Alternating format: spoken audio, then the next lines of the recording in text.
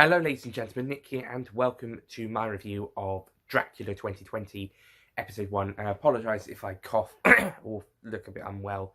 I'm currently recovering from a cold. Excuse me. So, Dracula 2020 episode 1. Hi, I forgot to say the episode titles of the episodes in the reviews. Unlike War of the Worlds and Christmas Carol, it's not just episode 1, 2, 3. They actually have titles.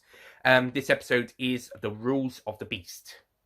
To be honest, I thought this was a bit of a slow, draggy start to the series, but I think it is probably the closest episode based on the novel. I haven't actually read the original novel.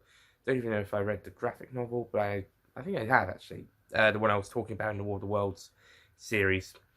Might have read that. I'm not sure. At secondary school, but I more or less know the story. Even without checking out another adaptation. So in this episode, noisy stuff outside. It's a bit warm in here actually today, considering it's January.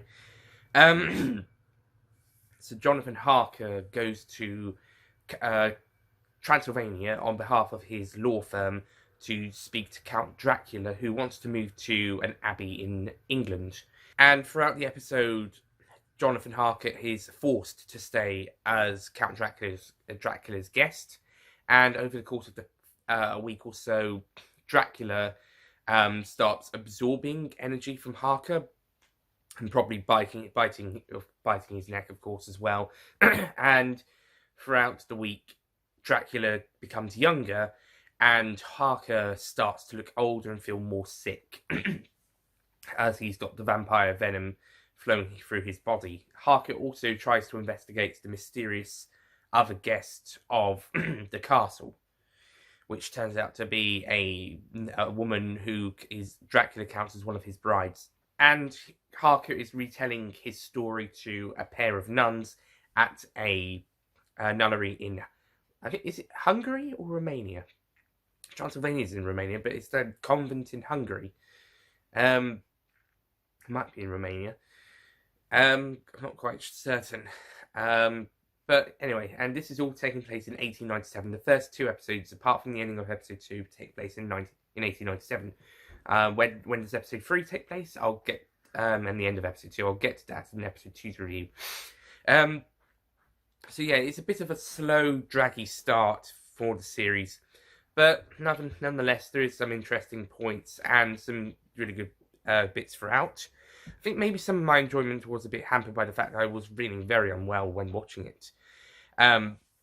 But I still felt a little bit dulled out by the pacing and the plot. That being said, like I said, I think it is the closest to the original novel this series is going to get.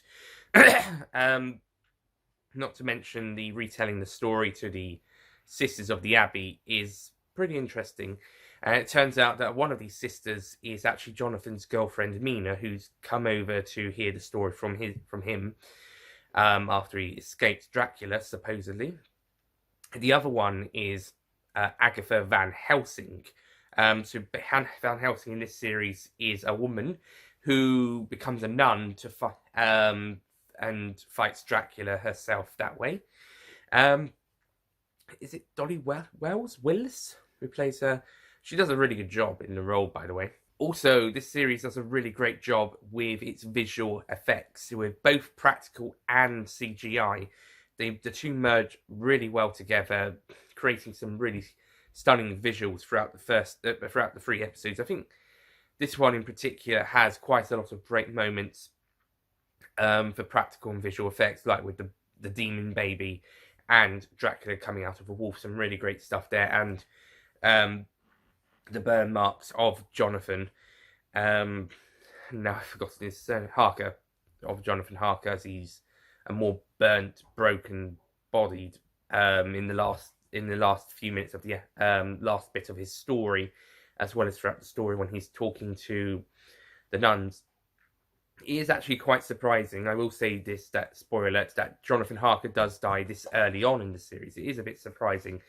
But as this series isn't really staying terribly faithful to the book, as far as I can tell, it makes sense for this adaptation to do this route. and a pretty gruesome ending where Dracula sets a pack of wolves on some nuns after killing the Mother Superior before cornering Agatha and Mina at the downstairs.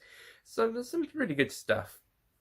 It just felt a bit slow and dull for me personally throughout the most of the story, but maybe because I was feeling a bit unwell. But I think it is a bit of a slow start.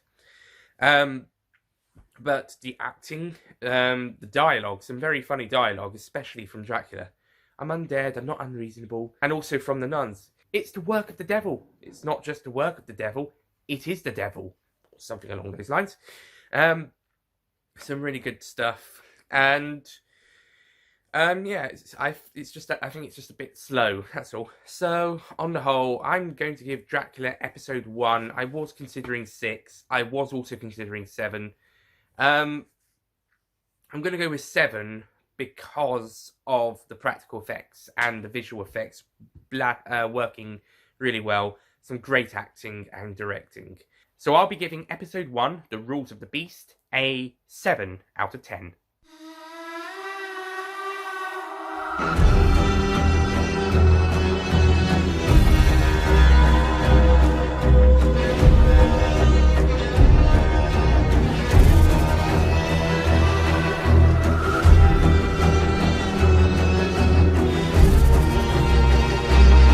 Good opener. It's very slow and dragging. It takes ages to go anywhere. I can understand them setting up a mystery. It just feels so slow, but it makes up in other areas, in acting and performance-wise, and the effects, both visually and practical. And some great casting, especially Coolsbang as Dracula, and Dolly Wells Willis as Van Helsing. Very good casting, especially for Dracula.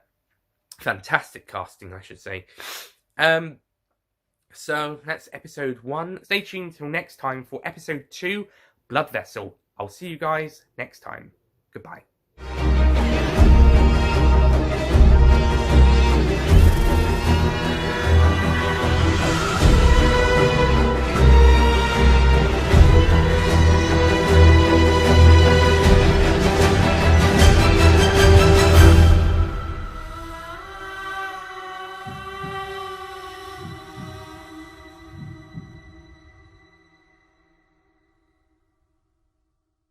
Don't forget to click below to subscribe to the official Nicholas Payne Retro YouTube channel.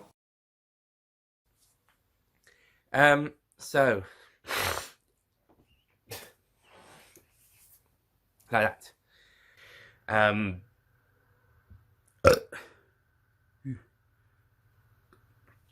Seriously.